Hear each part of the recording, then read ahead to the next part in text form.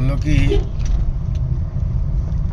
ইয়াবা ফেন্সি গাঁজা সবই তো অবৈধ, তাইলে এটা চলে গোপনে। আর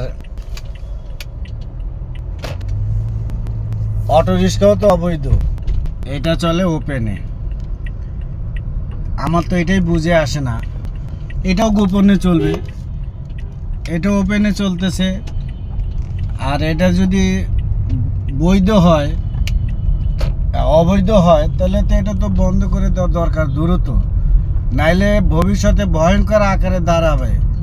কারণ অটোরিক্সা এত বেড়ে গেছে, অটোরিক্সার জন্য আপনি ঠিক মতন গাড়ি চালাতে পারতেছি না, আমরা অতিরিক্ত বেড়ে গেছে। আমাদের সাথে পাল্লা দেয়, মানে আমরা যদি গাড়ি টানি আমাদের সাইড দিয়ে ওনারা এত জোরে গাড়ি টানে, এটা সম্ভব না। আর ওনাদের গাড়ি লোহা দিয়ে বানানো, আমাদের হলো প্লাস্টিক। এখন আমাদেরটা যদি একটু লাগে আমাদেরই ক্ষতি বেশি হবে, ওনাদের তো ক্ষতি হবে না। অনেক আমার চোখের সামনে অনেক অ্যাক্সিডেন্ট আমি দেখেছি, অনেক দুর্ঘটনা দেখেছি এই অটো রিক্সার সাথে, প্রাইভেট ট্রাক, বাস, হুন্ডা এগুলোর সাথে।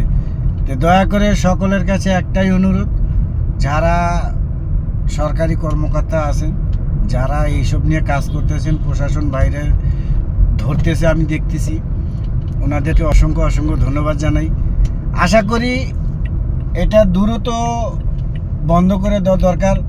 বিশেষ করে রাইতের বেলা আরও বেশি ব্যাপারভাবে গাড়ি চালায় ওনারা, এমনভাবে গাড়ি চালায় মেনে নেওয়া যায় না। কারণ রাইতে অনেক দ্রুত গতিতে চালায় ওনারা, এমন গতিতে চালায় নিজেই ভয়ের মধ্যে থাকি, নিজেই আতঙ্কের ভিতরে থাকি।